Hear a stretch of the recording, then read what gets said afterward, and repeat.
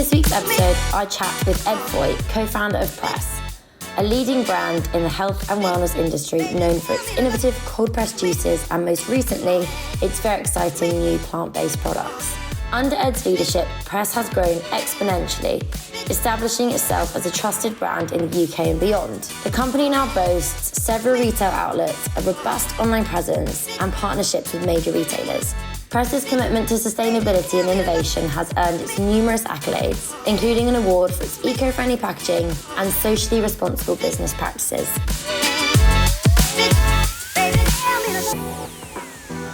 Welcome to another episode of Getting to Grow. On this week's episode, we have Ep.7, co-founder of Press, which does the most amazing range of juices. We now have seen since January this year some delicious breakfast bowls, some amazing ready meals with beautiful packaging, which I can't wait to talk about. So yeah, very, very excited to have you on. Lovely to be here. So let's get straight into it. Yeah. Please talk to me a little bit about your journey before Press, what you were doing up until, I guess, your light bulb moment, if it was such a thing. So early career, I went and joined L'Oreal. Yeah. How early? I mean, we go probably working career. Not back to like 13-year-old. Where were you born? Wimbledon, but that's not in Wimbledon. But so first career was really at L'Oreal. Like, was a marketeer at L'Oreal. Ended up managing a brand called Kiehl's, which was great. Did their like grad program, which was awesome. Many weird and fun tales. L'Oreal, very hard environment to work in. Like, just a pretty hierarchical, quite like, I don't think I've ever worked, Press I've worked harder, but I like it's long hours at L'Oreal. But so that was cool. And then I went and did an MBA in the States for 2 years, which was awesome. Like just a life-changing moment, like drinking from a fire hose in terms of everything I'd learned. Like I did biology at uni, so I didn't know anything about business, like didn't like have any handle on any of that side of things. So that was just an amazing 2 years, was involved at the beginning of starting a couple of companies that are now really successful, not my businesses, but was involved. And did that for 2 years, then left there and joined as head of US marketing for Jack Wills, which was then, a machine of a business, but was going through its challenge. I mean, I'm sure, Jack Wills, I had the G-Legs, I had the whole shirts, I had absolutely everything. Which at that point, did you ever have the yellow ones that were from the parties? You could only get them at the parties. I went to Polo quite a lot. Of course, there you go. Of course you did, that sounded wrong. That sounded negative. It's positive, it's more age bracket, I'm thinking. Exactly, you're not ancient like me. So the Polo, all of that. So honestly, I think still one of the most innovative branded marketing businesses ever. Aside from their clothing, what they did in brand marketing, viral marketing, when there was no digital representation, events, the whole thing I thought was just incredible, using your entire audience as your advocates in a way that I think hadn't really been done, even from Abercrombie, and that was definitely an inspiration for Jack. So I started off in the US and then took over head of global marketing ops. I came back to the UK, and then Jack was going through a really hard time, and it was an amazing learning for the rest of my life of like just seeing a company, and Pete Williams, the founder, and I didn't get on that well when I was there. Nothing terrible, but I'm good friends with him now, and just like seeing how hard it is managing a business that has just been a rocket ship, and then suddenly hits problems, as every company does, and just watching what happens and how your board gets involved. So honestly, great learning. Pete is one of the smartest people and deserved all the success that he had, and him and Rob, his business partner. So it's just amazing actually to watch that.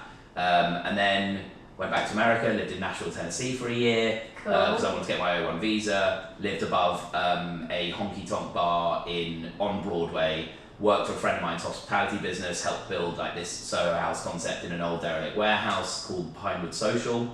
Go there if you ever go to Nashville. Wow. And they have loads of venues, so I literally bartended at night, worked on the project in the day, really cool. And then was kind of figuring out what my next move was at the time. Met Georgie Reams, my co-founder, who has an events company and then was looking at this business. And then came back to England and we started up with Press.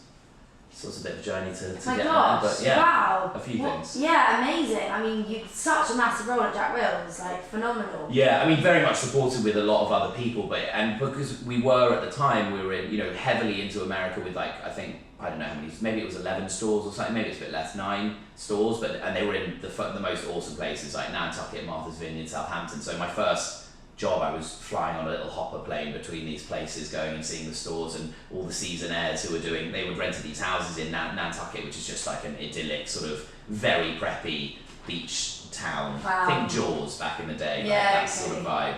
So yeah, that was awesome. And Jack Wills was amazing. It was such an incredible business, and just like went through such a crazy set of circumstances that I think just made it all, run off a bit of a cliff, and then which is a shame because I think it was an incredible brand, and I think a few things had a few things gone in a different direction, the business would have gone in a different direction. So yeah, because Jack Wills was like an actual like legacy brand, like really cute. So I grew up in Windsor, and it was on Eton, and we would go on the weekend, and we would. Yeah, I beg and beg and beg. I can see me now, like in the shop, beg my mum to spend like the 75 quid or whatever it was on hoodies. Whatever it was, exactly. And my parents just like, this cotton, I'm not spending 7. And I was like, you don't understand, I need that like logo the parents' on me. perspective is like, you can buy fruit of the loom, mate, these for nothing. You're like, cheers, mum. Actually, outside, like... I didn't get it. Yeah. Like, I needed it, it's amazing what they like wanted you to, like how, It's unreal. Yeah. And so, like anything, it's the curse of the popularity bit. And Abercrombie's, been through this. They just had a much bigger market, so I think could tolerate a longer season of going through the change. But they had an amazing. The problem is that you ended up having 12-year-olds wearing hoodies, and the problem is at that point is the 20-year-olds didn't want to see the 12-year-olds wearing the hoodies. The ones who started the brand journey and were all of these advocates like you would have been, like either in school or at uni, and naturally you just started younger and younger people started wearing the hoodies. That's just what happens when you get popular. Younger brothers and sisters want to wear it, and you have to follow that because it's such a money maker. It's very hard to not do that. So you're like living it up because you're making so much money, and then they actually started another brand called Auburn and Wills, which was, you won't have heard of that, but it was an incredible brand, and it was kind of to allow all of they had this incredible group of designers there. But my feeling always with it, and it's easy to say when you're not part of that, is that it was like, there's a danger when you have people designing clothes they wouldn't wear for people they don't like, and that's what you had with some really amazingly talented, quite like East London, very into fashion designers, because that was the head of design was very good and got all these people there. But ultimately, like designing those hoodies wasn't scratching the itch in terms of like what they were trying to do. So they started Auburn and Wills, another retail brand, which was incredible and just needed a decent amount of time to sort of like come on board. But I always felt they should have just launched Auburn and Wills inside of the Jack Wills stores to allow, as you grew up, you could just shop that part of the store. But again, it's super easy to say in my position where I wasn't dealing with a £120 million company having to manage all the things it was doing. So I don't, it happened how it happened, and it was amazing to be a part of it. But what a journey. So sure. You're back in the UK now. For then, 10 years now, as of now. Easter Monday was our first juice sold. Really? So, 10 years ago. Wow, okay, so it's happy 10 years to press. Thank you so much. We are doing our trip to, it was a surprise, then we realised we needed to tell people, but we're going out to the Wave to go and do a day's surfing. Nice in Bristol. Celebration, Fun, exactly. That would be great. We thought we could go to the ocean, but it's less predictable for throwing people that you employ into the ocean. This is now supervised, insured, and managed by the Wave, so that's good. Waivers assigned. Correct. I'm a big Wave believer. Literally. So how did the concept of press come about? So not my idea. Yeah. So it was Georgie's idea. Yeah. She was living in LA. I was also living in the States, and cold pressed juice was having its like big moment there. Everyone was just super into green juices. That whole like sort of cultural wave of juice and health and food, as it tends to happen, comes from the West Coast, then goes to Australia, then sort of comes back around to the East Coast and the UK, and then goes from there. And basically Georgie was looking at it and was like, oh my god, why isn't, it was green juices are helping you basically survive late nights, early mornings, working hard and doing all the things you want to do in life. So it was like, this is a thing. And I ran into Georgie on her birthday party. She worked with a friend of mine in her other business. She did like this 24-hour party where we went skiing, surfed, and went to Vegas in 24 hours, which was fun and hectic, and it was a great time. But yeah, so that was quite fun. And anyway, then me and Georgie were talking on that trip. Didn't know her before, and then I then started helping her think about how to piece the business side of it together. And then ended up saying, look, I think we should do this. So we both, she wanted to do it, and I was like, okay, I think we could do this together. So it was really about bringing like the green juice, cold pressed juice, healthy lifestyle, balanced lifestyle, like how can you live a fun, busy, youthful life whilst also trying to maintain, some semblance of a healthy body and mind. And it is genuinely, when I think back to that, that was quite a kind of, that still felt quite revolutionary at the time. Like the world has moved a long way into, gym was like the way you were healthy, not your diet. And that has come a really long way culturally, certainly in the UK, since 10 years ago. But it really was not conversationally like the way it is now, where everyone is talking about what you're eating and how how is that affecting you. And you can't not, it's like literally in your face. Right. Tubes everywhere you go. Everywhere, yeah. And I mean, we're all discussing what our gut health is like, or, which is great. I mean, I've got so much to talk about nutrition and the way the medical practice. Do you know about this thing, like, I'll just keep talking, or go. Right, so just one of the things that I then ended up reading about, and again, I had like vaguely engaged with my diet, but mostly it was about going to the gym in terms of staying healthy, and always done a lot of sport. So, but in America, there was this thing called the Gerson therapy, which was basically this doctor who had recognised that low sugar, high green veg diets were a good way to potentially treat cancer. And this is back in I think the 20s, but I might be getting that wrong. Anyway, had some amazing successes, and it didn't work all the time. But what they did see was like some places where they really put cancer into remission or got rid of it completely. And so, I'm sure it was dependent on which type of cancer, which organs, all those things, but really saw amazing results. And then as a result of that, there ended up being a proposal put to Congress about the idea that the US medical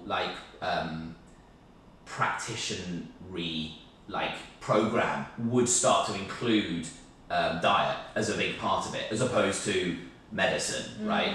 And it didn't pass by 2 votes. I'm probably getting some of the details wrong, but ultimately I always think about, if that had passed 100 years ago, medicine in the US may have included both, medicine, the medical practice, and also diet as almost the first weapon against disease. And where would we be if that had been the case? Probably such a different place globally, or at least in the Western world, on how we treat illness. I know, because so much of it is down to obesity now, and that whole epidemic of obesity, because of the lack of education around eating and stuff. I know. But even chronic illness, as in even just things we've got this panel of 5 amazing our what do we call it, wellness council, and they're all 3 of them are nutritionists, and I think nutritionists historically have always been they've been a kind of framed as, my cousin did a course online on nutrition and you should go and see her. And today you're talking about people who have DNA testing, they map your gut pathways. Yeah. This is very technical and extremely well documented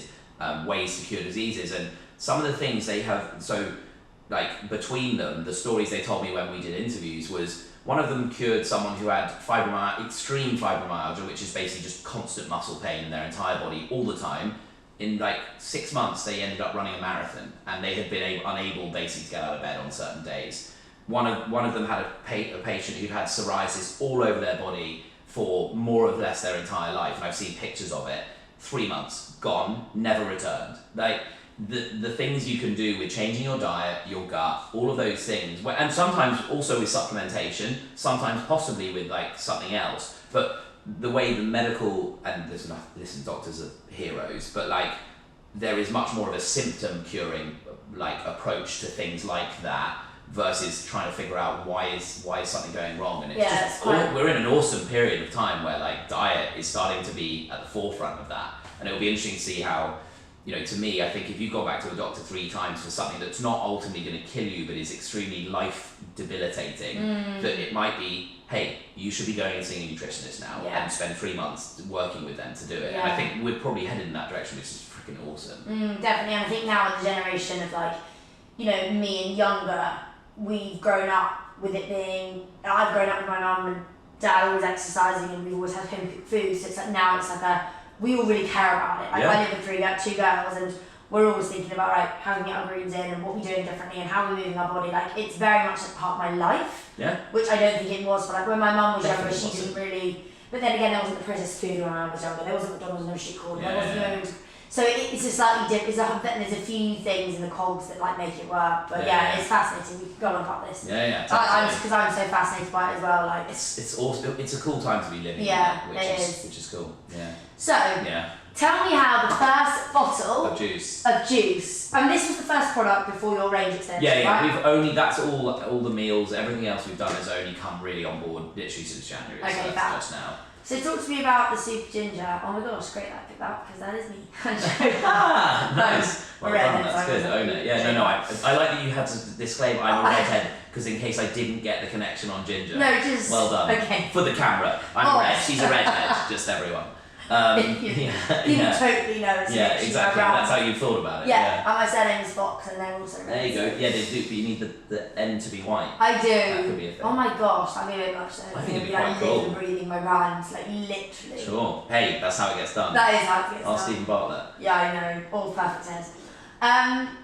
So yeah, tell me about how the first bottle came about. So brought these tiny machines, but they are incredibly heavy over in suitcases from the US. I think Georgie had actually already done that. And we rented actually not far from here, you could rent by the hour or by the half day a territorial army kitchen. In they have the TA bases around London. Basically, they have a little kitchen, and we rented it. Weirdly, while there were like the people who ran it were playing badminton in the little hall next to it. I don't know why they were always playing badminton, but they were always playing badminton while we were making juice. Anyway, so we rented that kitchen, and Old Street Tube Station was just going through a revamp, and we basically pitched. Is it not? Well, exactly. It's unclear. I think they're going to put something on top of it in the end, like a skyscraper. Oh, yeah, it probably makes sense. Do something with it. I can't fit. Is it never figure out the in and out. Oh no, the in and out. Awful. That's just your inability to navigate the Probably station that at as this well. point, I think. Yeah, right. But anyway, so they had all these pop-ups. It was really cool, and we were one of them. And so we basically, I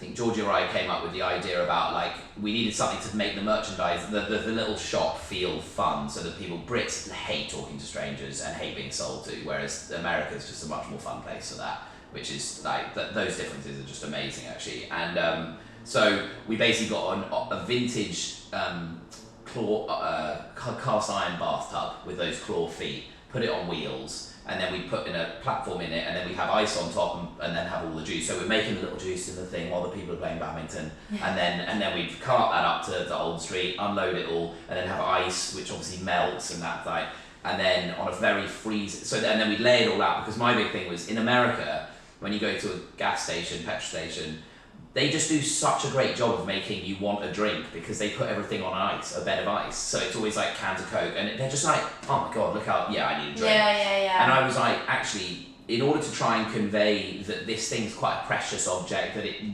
deserves its cold press, you put it always on a bed of ice, because it makes it just look amazing, and two, it sort of shows a bit of respect for the thing. This is quite special, this has got, a kilo of green vegetables in this bottle. You kind of want the person, if they're going to pay £6 for a big bottle of juice, which is crazy for the UK market, you want them to feel there's a reason, and so that was part of that, was to make it feel cherished. So we had just a press logo on the front of the bathtub, wheel it out, and then what was cool is, we didn't know if people would pay. This was a trial. We hadn't started the company at this point, really. It was we're figuring out whether this is going to be a thing, and it honestly was what was amazing was because of all the people coming through Old Street, and this was when Silicon Roundabout was starting, so you had a bit of the tech young community, but you also had construction workers, finance people, a real people who were already clearly coming from the gym or yoga, real spectrum, both gender, everything, all very different. And actually what we found was everyone kind of was into it for different reasons. Busy executives were there because they just went, what is it? You give them a little taste, they'd hate it, but they'd still buy it because they were I know it's meant to be healthy, so I'll drink it. Then you had people who were so into it and probably juiced at home. And then you had construction workers buying it because they care. Everyone cares actually when you put it in front of them. and make it available. And so what we realised is actually, if it feels good enough and it tastes right, which is a big part of it, like not green juice with, our lean green juice is pretty raw. It's not for everyone, but it should still taste like right. It should have the right flavour. And then the whole thing for us was to present a spectrum of flavours, that there was something for everyone. Even a sweet juice that's got high enough sugar in it, but it's berry based. We've got pectin in there, loads of vitamin C. So you're getting all that stuff that you wouldn't necessarily get in like a pasteurised product. So yeah, Easter Monday sold the first juice. Wow. God, what a journey then to now, because there's literally a massive range in front of which I'm like dying to get into. Yeah.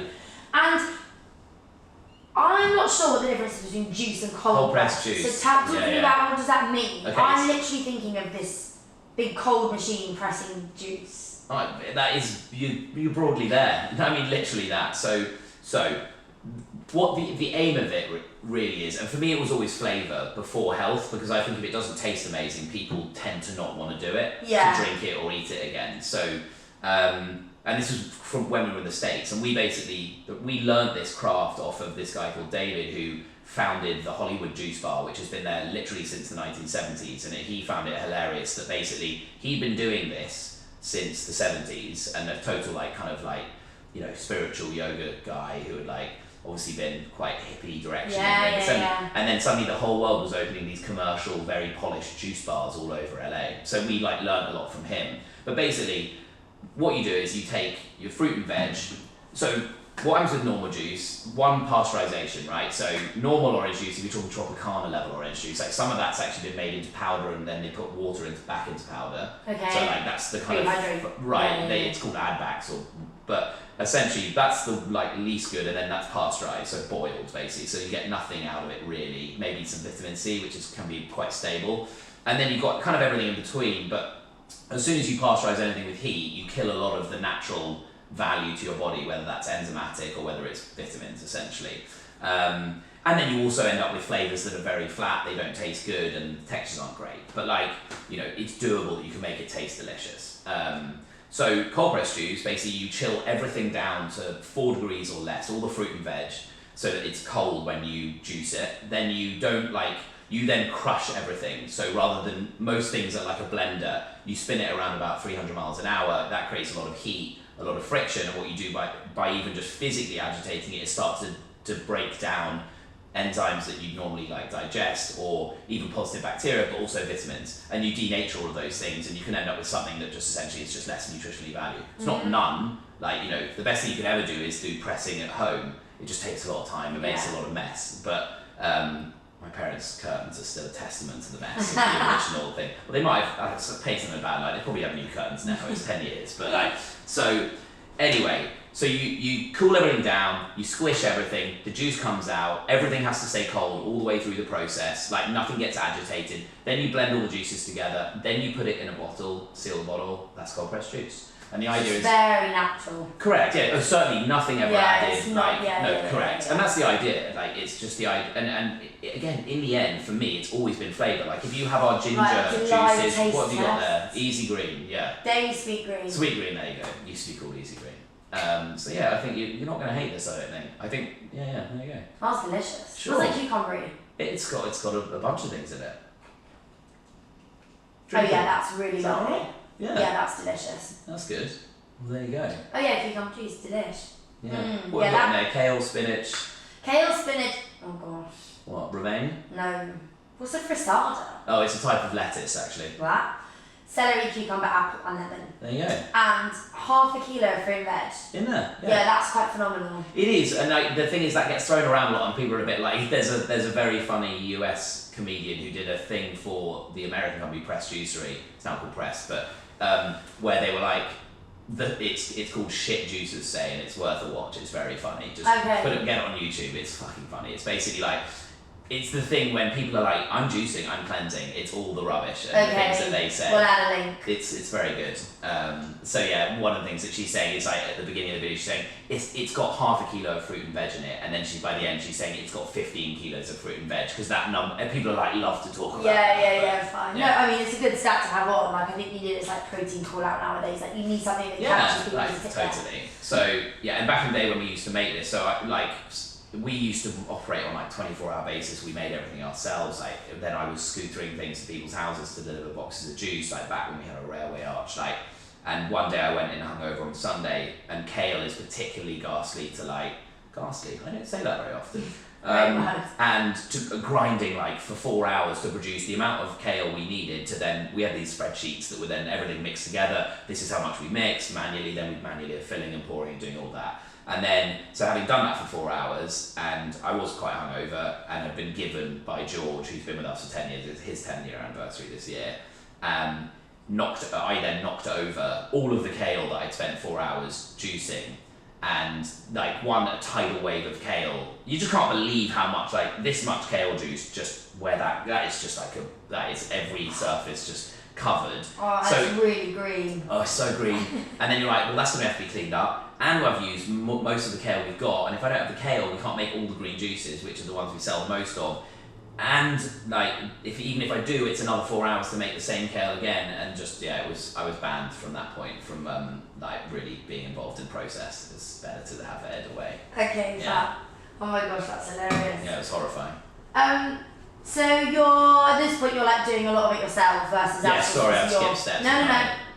It's all good. Yeah. So you're kind of like doing a lot of it yourself at the moment. Yeah, bathtub, then set up a kitchen. Like when we were like, okay, we can do this. So bought these machines from Buffalo, New York. I flew over there, bought these big machines. Like so basically myself and Georgie both put money into the business. Yeah.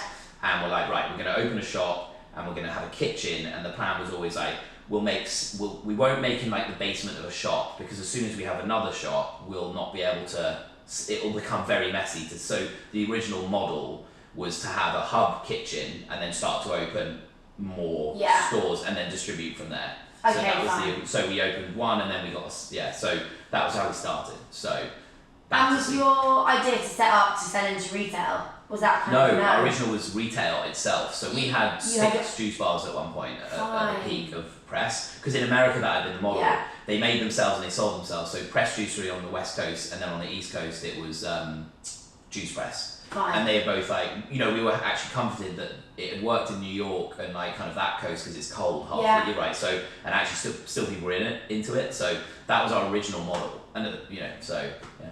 Okay, wow. And then they were. Which was a horrible and terrible business model, let me be clear. Really? Yeah, it was so hard to make money. Like, so we basically started with the first shop. Then. Where was the first shop?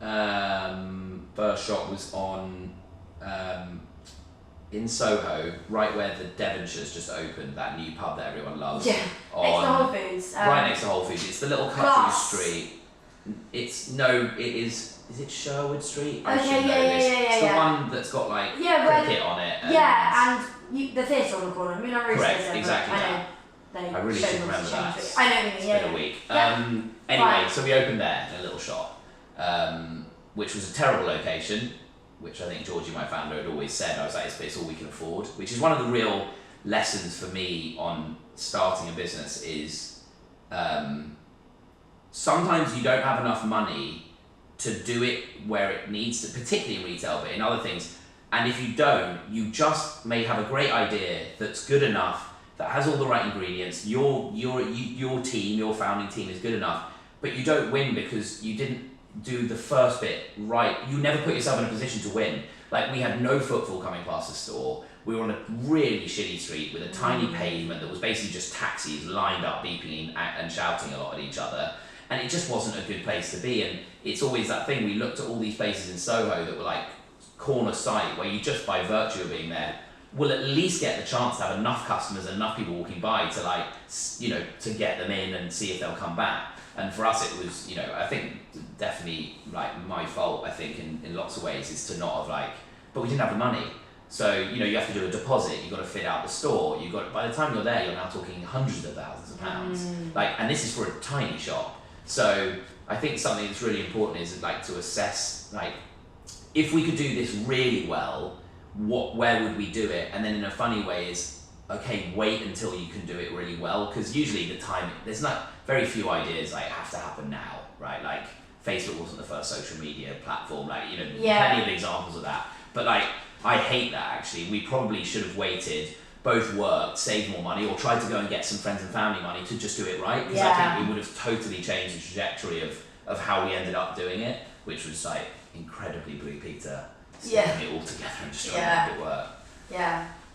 And then where was your next store after that then? So Nikki Walder, I think that's her name, of course, it's been a while. She was head of food at Selfridges, and she walked past our shop, and the shop was cool. We'd fitted it out. We had this bathtub in the middle that had a sink with ice in it all the time, with little shot bottles, and you could have shots and stick. So it had like cool theatre. Yeah.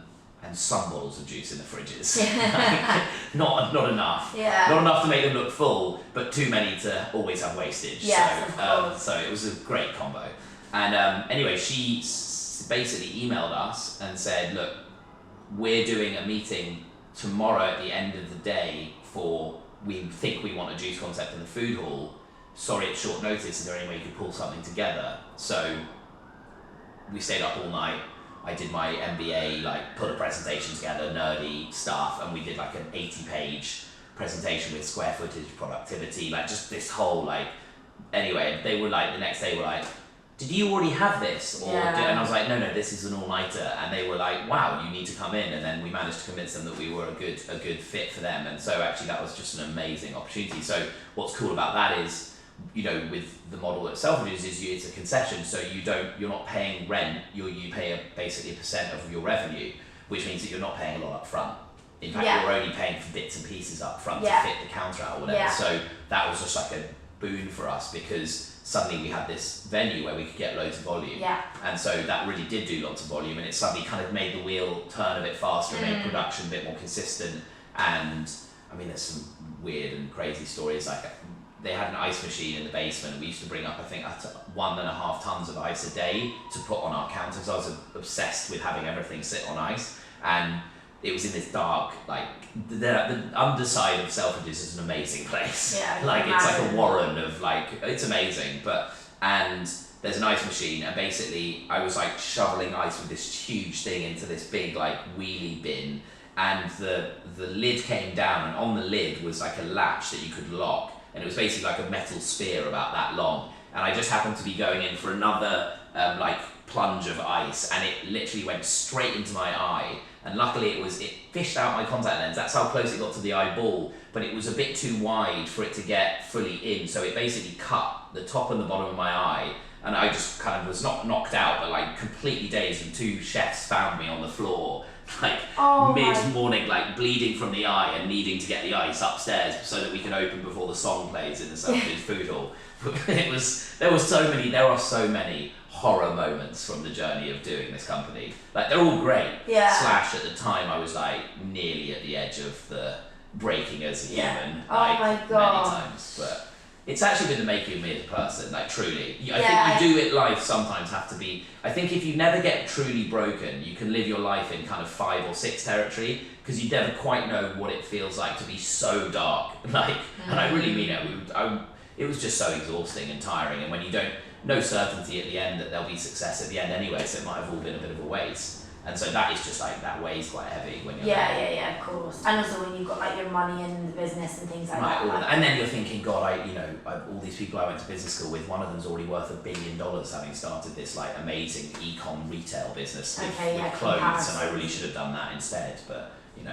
But I love grinding kale all day, every day, all night, and knocking over the pads. That's where the joy is. That's where the real joy is. So yeah. And also, you can do things like that and tell your story and say that you need to go through that. Do you know what? I truly would just erase all of that in a second and just do it the smart way. That would have been. Yeah, but as you said, you won't be the person you are today without all of that. That's true. Yeah, there's darkness inside there. This is all smiles, but it's a brittle veneer. Yeah. Oh gosh. Yeah, still single. Gosh, the stress.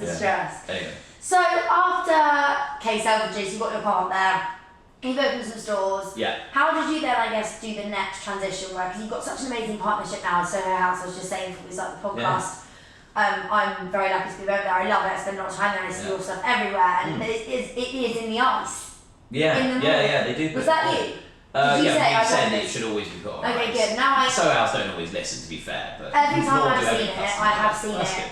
So how did those sorts of things come about? Because I think partnership nowadays is, especially with the world of media and digital, partnering up with brands that you can piggyback off in terms of leverage and name has been such a key thing, and we've seen this a lot now with people's marketing campaigns and how they like Spoon and Manny Life have just done a combination of the granola and peanut butter. Spoon is actually, they were on another stall when we started in Old Street Tube Station, and George, our first employee, who's having his 10-year anniversary, was working for them, and I met him and he was super nice, and I was like, can you just cover the stall for 3 hours? I'll pay you in cash.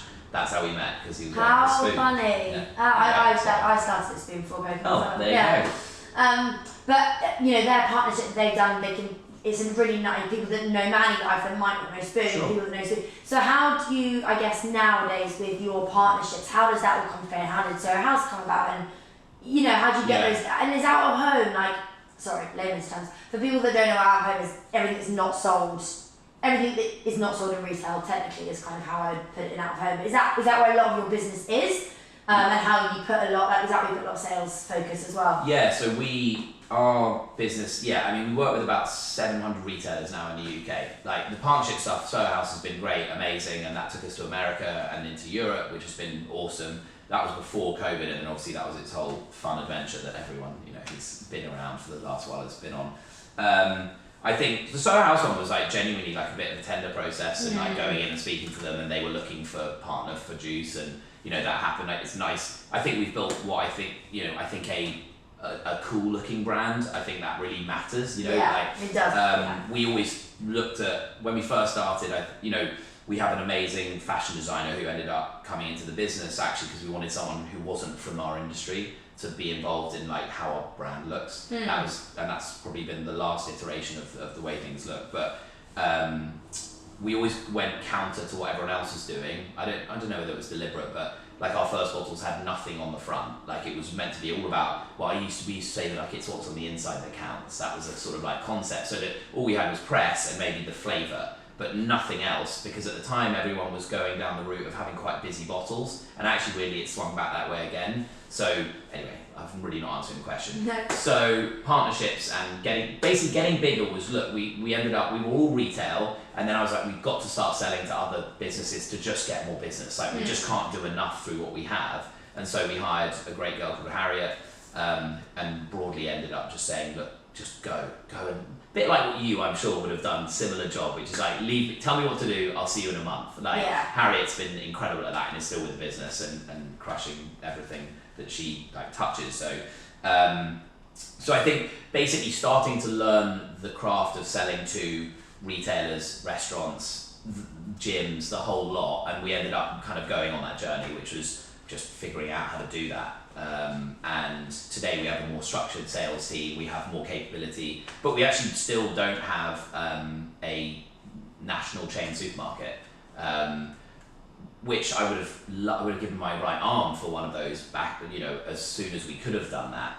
But we never got one for whatever reason, and actually what it meant was we've ended up to build this really diverse portfolio of customers and retail partners that we work with, which has meant we just haven't been so reliant on, say, one big customer at the beginning, which has been super helpful. Just I'm sure my investors think otherwise, but I think we're coming into the era where that will probably start happening. Yeah. But at the beginning, we just had to go with whoever would be bothered whoever cared what cold pressed juice was and would sell it. I guess it was a big educational piece because you just have massive. Well, even right now, right? We take it for granted. I still take it for granted. You're a bit cold pressed juice, it's a thing, and then you're like, really? Because it's an expensive thing. And actually, it's got a lot cheaper too now. It's an expensive thing, but also I just didn't know I didn't know the kind of correct definition between cold pressing and what a juice. I mean, I know what a juice is in the supermarket, and my mum, I remember as a kid, always make me dilute apple juice. I'd always have to have it with water. Yeah, she's smart. And I was like, well, no, she'd be it's full of sugar. But not cool when your friends come around. Not cool when you're serving very watery apple juice. Kids do want after school snacks, and you're having an apple and that. So for me, I understood oh my god, no, I classic. left home at 12. That's the case. Mum and I were having Weetabix with milk and sugar on top is unreal, delicious. But not just a half raw one. No, That's just savage that even does that? No one knows. Good. I just, That's horrible. But yeah, because I know that juice from the supermarket is not very good for you, but I didn't know why cold pressed juice was better. I mean, I know it's nothing better added, because the media tells me it's better. Nothing added, not boiled, so you've still got all of the natural things that are great about a strawberry, an apple, a banana, whatever those things are, whether it's in a smoothie. So we always tend to index down on sugar, so the Brix count is is basically a technical term for sugar. So we're always working on those things. So yeah. And how do you differentiate yourself within the market today in juice? We'll go on to these in a second, but within juice, because there's a lot of competition, I guess, nowadays within your sector. Like when I was out having a look around doing some research, I was in a couple of supermarkets, and there's lots of cold pressed juices now out and about, and I guess Innocent were pioneers in this space. I don't think they're such a cold press though. No, they're not. But exactly. Listen, Innocent is an amazing journey because they did something that no one had done exactly before. And then there's like Mockingbird now, and then there's the likes of obviously there's Daily Dose and stuff, and Moju have their shops. And so how do you guys differentiate yourself between like what's out there? Yeah, we talk about this a lot at work. I personally think, I mean, one is diversifying our range actually, because our vision is that we're building a health food company, like a plant-based, natural health food business. Is everything you plant-based? Yeah.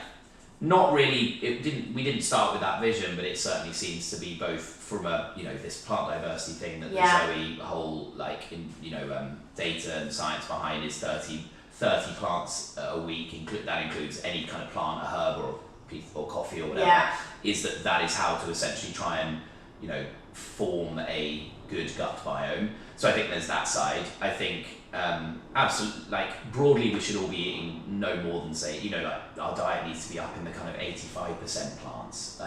That's just where it should sit. And so it's not that no meat ever, it's just less. And, there's loads of studies that are there, if you were eating a plant-based diet when COVID happened, I think you were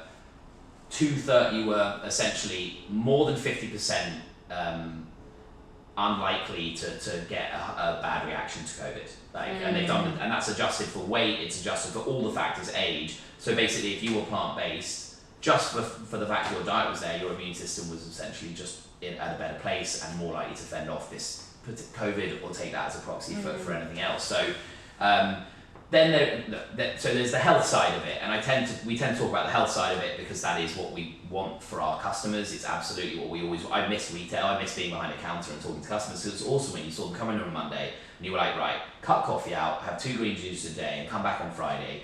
We'll give you your money back if you don't feel a totally different person. And I mean, it probably also helped it was the end of the week rather than the beginning. But we saw people have a real difference in their day, and I miss being able to do that in person, but we do that with customer service with our ecom business. But the other two parts about plant-based, which are self-evident, is the planet, and also then the moral component to animal welfare. There's no arguing with those two things. Anyone who goes, it's like plant, it's a very simple equation, in terms of the environment first, right? Every part of the food chain takes 20% of the energy so sun to grass is 20%. You get 20% from that to the cow, and then 20% from that to us. You cut out the cow, you've just removed a factorial difference in the efficiency, and therefore you don't need 80% of all grown crops are fed to livestock. You just massively change the way that you're using the earth if you cut out a lot of the meat we consume and the cattle. So from an environmental perspective, there is just no argument with the fact that if we reduce the amount of meat we eat, that will have a huge impact on what we do to the planet. And then the second part is obviously animal welfare, and again, you can't really argue with it. It's a preference of whether or not you're fine and okay with it, and I think in small doses that's okay, and obviously there are ways to rear livestock in different ways. We tend to not really talk about that because there's nothing good about guilting about talking in an item that makes a customer feel guilty, because what they really don't want to do is even look at you anymore, It's like that person at a dinner party. You become persona non grata. Now, if you talk about something that really benefits that person of making a change that maybe comes at a cost of enjoyment or a cost financially, and in this case it's maybe the idea that plant-based, so our meals, right, they're all plant-based, but we have some really clean soy-based chicken in there, but it's the cleanest you can make, it's got no additives or anything, it's really amazing. But actually what we really want to be talking about is how healthy these meals are, how convenient they are, how clean label they are, how natural they are, rather than and how healthy they are for your body. And suddenly someone's listening, as soon as you turn on that tap of talking about something like the environment or animal welfare, people just don't want to hear it because people feel guilty enough and are stressed enough about their own days anyway.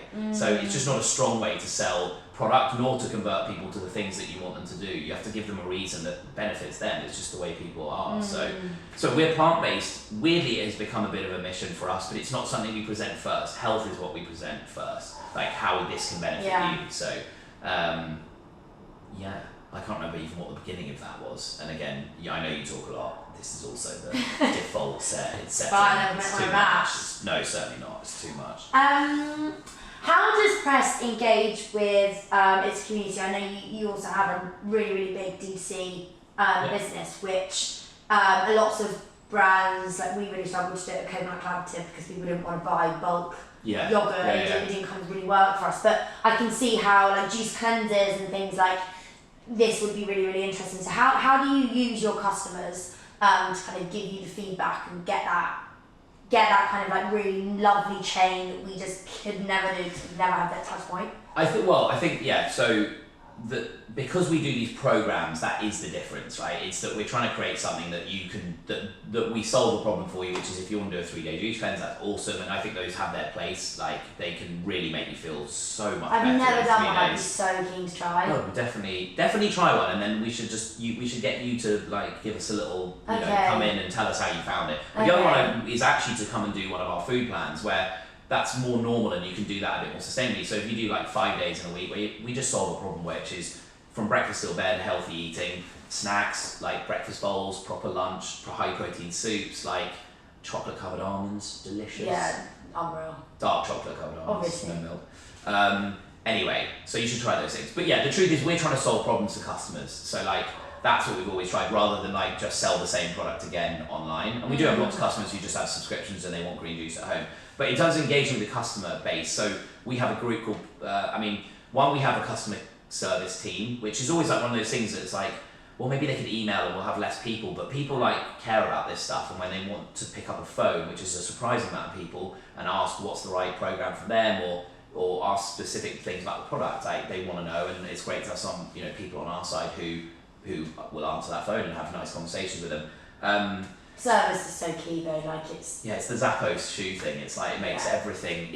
You have to care, like you really do, and it's hard to care all the time because it's hard to not like data-ify the customer, right? Or you're going right. The average customer is costing us £50 on paid to get in, and they spend this much money, and they're like, how do I humanise that bit? Because yes, those are the economics, but how do I come back to the there is a customer here, a person who probably represents someone in your life. So the way we've done that is we have a group called Press 60. So it's 60 people, funnily enough, and they are essentially, we basically through the group, the team, and I'm sure there are more data worthy ways of doing this where you're not having bias, but basically said look, does anyone have friends? And we picked so there was a scatter of gender, age, so essentially 60 people that are our group of people that we can send images to, we can send questions to about lifestyle surveys, we get them in for focus groups, and we kind of use them as a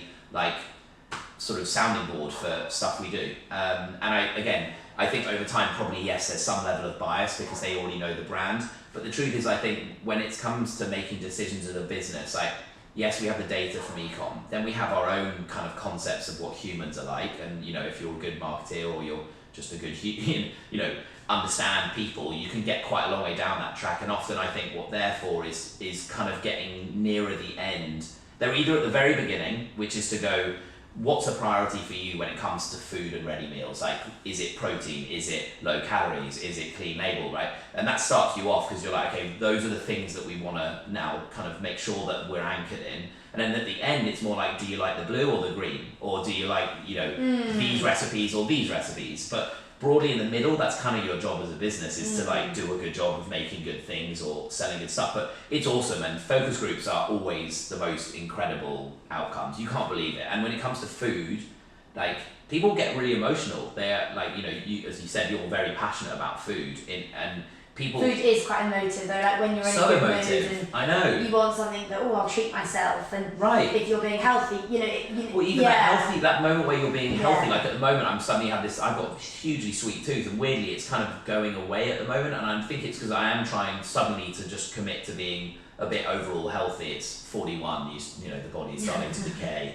Like the end is nigh. So, but you feel really good about yourself, and when that wheel starts spinning, it pours out in other areas in your life, and that can be any area, whether you're meditating in the morning, any of those pillars of like something that is about trying to make you feel better physically and mentally. Like each one's a pillar, and if you start one really well, and it spills over and starts to get that wheel turning, and then it's someone's birthday on Saturday, and then that all goes in the bin. But that's the hard part. But so how did you decide that you wanted to diversify out of juices into these? I'm really I can't wait to have these. They're really, honestly, everyone, I'm genuinely proud. I very rarely take a moment, or when it's your own thing and you've looked at it for so long, you sort of a bit see the faults and the flaws. We've had, honestly, we've had such good feedback, and we only have 5 at the moment. We're diverse, we'll probably get to 10 quite quickly, and they're awesome. They're really they're really good. They're really well balanced in terms of calories and macros, and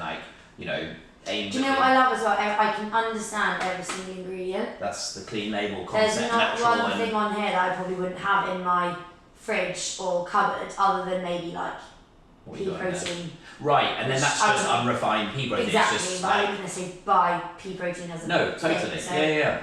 No, so how come you decided to go from this is your core and then go, actually we want to do more stuff? So actually it's because with the beverage juice smoothie shot side of things is growing really well, and that's the engine of the business for sure. And in COVID it switched completely. I mean, in COVID we actually launched, please enjoy it.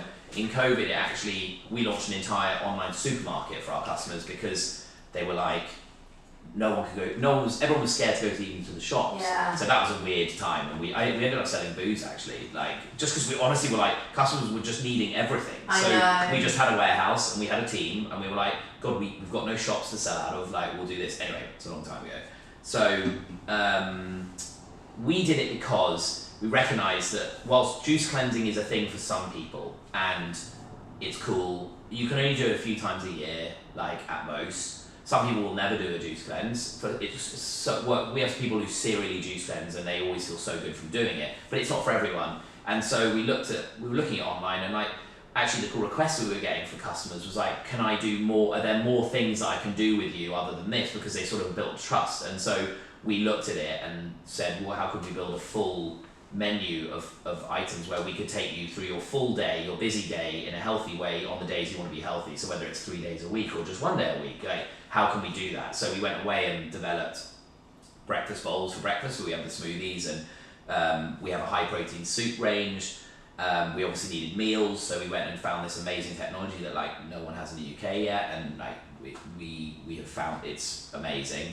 And it just means you get super high nutritional value. The textures are amazing, the flavors are amazing, and it's still. I hate calling them ready meals, because I'm kind of it's such a frowned upon category of just being kind of a bunch of glunky crap in a bucket. Yeah, it doesn't have a great connotation. Ready meal, you just don't think very healthy. Totally. Yeah, it's just not going to be right. Lasagna. Yeah, and if it's frozen, then it's always going to be a bit gloopy and rubbish. So, and these are fresh as in just chilled. So.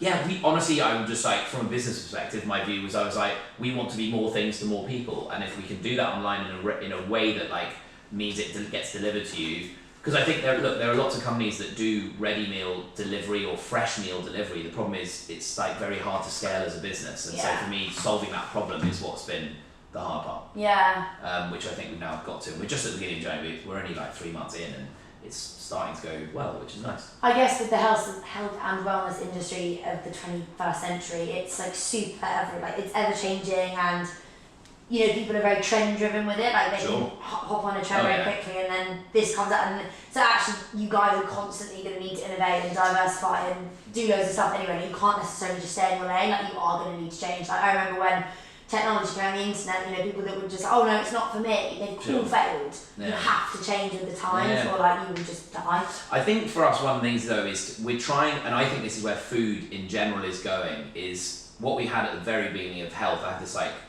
rubbish graph that I keep trying to get the team to buy into. I'm not sure they are in any way interested, but that's like my whole job is just to distract people from doing a good job. So basically you had the original health concept, which was like, and I don't want to defame Special K, but it was a bit like Special K, white box, like looks healthy, is artificial and not healthy, has quite high sugar, is processed, right? Then you have the next generation and it splits basically to the top left and bottom right, which is artificial but essentially healthy, i.e. it's very processed, it's got artificial things in it, but it's calorifically okay and it's high protein and those things, but it's artificial. Then you've got natural, which is just like a granola bar that, yes, it's made with all the right things, but it's also very high in sugar. Yeah. It's all moving to the top right, which is basically what we want is healthy, but also unprocessed and natural. Yeah. And for us, I think, whilst there are these exciting active ingredients that come and go, whether it's CBD or whether it's mushrooms or whether it's anything else, I think for us what we're trying to do is actually work towards just as close to nature as we can make it nutrition that fits your lifestyle. And so I think we're trying to not be too heavily leaning towards a specific ingredient that makes it exciting now, and rather move towards food that really can suit and fit into your lifestyle, whatever your needs are, but is actually just ultimately trying to get back and closer to just cooked, easy food or a breakfast bowl that is not very processed. So anyway, that's what we're trying to figure out. Yeah. We're new into it, so Amazing. really, it's... Gosh, you're on such a journey, I can't wait to see what happens. Oh, yeah, it's only 10 years, I don't know how long it will continue. No, I know, totally, So much when does it end? I just want you to tell me, when does it I don't know, I think we're just getting started. Yeah, that's nice. So, I've got some quick fire closing round questions. Go for it. So, favourite product that you have created?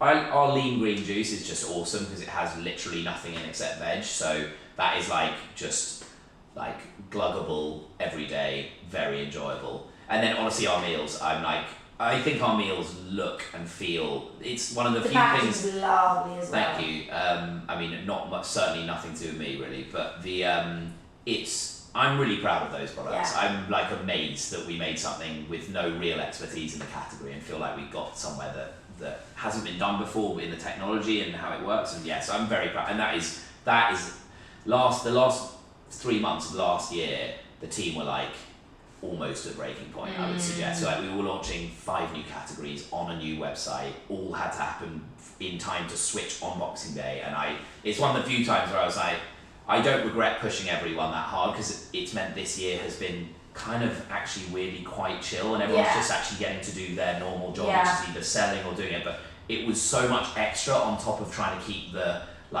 boat moving in the right direction, as well as trying to figure out how to build another boat. It's a terrible analogy, but I know what you mean. Yeah, the meals, I think. Biggest mistake, and what did you learn from it?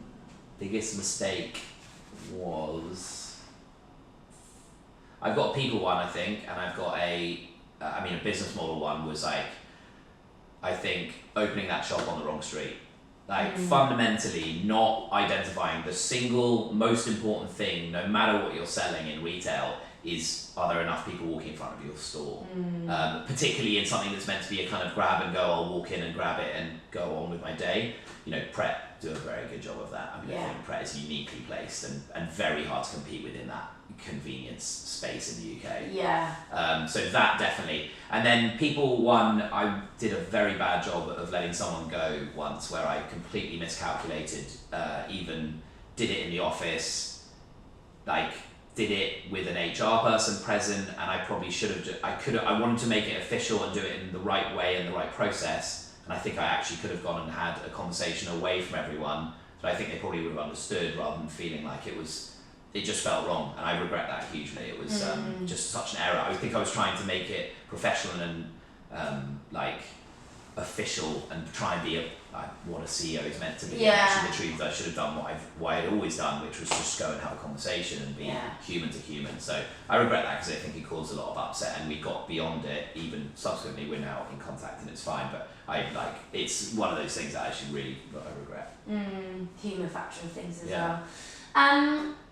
Best food brands out there at the moment, or who do you look at and go, God, they're doing a really cool job? There is retail food, there is a brand a company, I hate saying brand. We never used to say brand. We used to say company. Internally you would say our brand, but now consumers hear brand as well. Yeah. It just sounds quite, I don't know, it feels different than company. Anyway, they are called Eat Active. And they make the most, and they're now opening more stores, but they, in like very quick time, they make, like they're very simple, it's like meat, fish or tofu with a veg base. The food is incredible. They deliver it out of like a space this big, little kitchens. It's the best quality healthy food you can buy, and it's delicious, and like they're amazing. Eat Active retail, unreal. In terms of products, I think Trip, the packaging is unreal. Love the way that product stands out on a shelf. I think people go to the canned area, and I think it just stands out. It's so different than what everything else is so busy. So I love what they're doing. I don't know what else. There's loads. There is loads. But it's also that's another thing, which is because food is a passion industry. There's just never a shortage of people who bring out new products, which I think benefits the consumer. But I think it's over-indexed because of the passion factor. Yeah. That there are more companies that start that possibly not shouldn't, but that are destined to fail either through underfunding or over-optimism and passion for this specific product, where the market just won't sustain whatever this thing is. Yeah. So I think that's just hard and part of the journey. But I say like I know what the fuck I'm doing. Like I don't know. No, there is so many brands that are always entering the market. It's exciting. It means you get we're lucky that we get to see it all, and there's so much innovation in so many different categories. Biggest piece of advice you'd give to somebody wanting to start their own product or brand? Okay, I have 3 things is the way I evaluate. Yeah. If I had money to invest, I would do it this way. And if you're going to start a business, I think it's one essentially is there was 3. What is it? There's 3. Oh my god. Oh, one is the market that you're entering big enough that if you only own a little bit of that market, it could still be a company. It doesn't have to be $1 billion, but like I call it platinum toothpick syndrome. You may have the #1 global platinum toothpick business in the world, and you basically will sell 5 platinum toothpicks a year, right? Like you need to pick something where it's consumed enough that you can have this new or cool brand to enter and build a company that could be big enough. And I think that's true for investors, because you need to be able to sell the idea like, hey, this is quite a big opportunity and we're going to have a part of that. Yeah. So that's one. 2 is the margins need to make sense from the beginning. Like if they don't, you're going to have to fund the losses all the way through. Like if there just isn't enough between your cost to make and then the price of selling it at, you'll just never be able to build. You'll have to grow so big before you can pay the bills and the rent and the people. And so 75 plus tends to be what people say, but like it's a dangerous game where you start and say, when we are selling £10 million worth of this product, we will have a good margin. It's just a really hard game to try and fight your way up that steep cliff, ladder, hill. There you go. That's it. Classic hill. Yeah. And then the last one is then the next bit is to kind of look at then if there is a big opportunity and you can make those margins make sense, which I understood and worked on at the beginning, but probably didn't do the maths just very simply to work it out. And then the last part, ChatGPT can probably tell you all this. And then the last part is, do I think that this team, or me or the co-founders, and this brand that I think I'm going to build, and you probably have an idea at the beginning, do I think this, can this win? Do I think that we have the experience to win? And experience is hugely underrated when you're an optimistic, naive startup founder. I was definitely that. I had no experience in manufacturing of food. And what we can say now is but you're still alive and it's still hopefully going to be a success. But the truth is, also you can make your life easy. Go find someone from that industry and partner with them, or have them as an advisor from the beginning, because the amount of shortcuts that really exist by not reinventing the wheel is the difference between winning and losing. And we were lucky, we got good funding from the beginning from a great investor who's been very patient. Had we not done that, we would absolutely not exist. So I think there is that beginning, that is the other one, is just go and find someone who is what I call a node of knowledge, where someone genuinely knows quite a lot of the answers to the things you're either going to have to spend years figuring out or pay for. And so I think that's a pretty like massive solve. So whatever it is you want to do, if you're going to go into the paint industry, go and speak to someone who's in the paint industry and get them to be there all the time as a sounding board, because they'll just be able to go, oh yeah, you want small manufacturing in paint, there's a company in the Netherlands, you should go and speak to them, rather than you spending 6 months trying to like do that. So that's more than one piece of advice. No, it's great. Yeah. And very quickly, your death row meal. What do you have for breakfast, lunch, and breakfast, lunch, and what do you have for starter, main, and dessert? Oh, a pressed no. You can do. What would I have? Really good al dente pasta is pretty high. To start? Oh, okay. Well, sorry. Starter. Yeah, main, starter, main, dessert.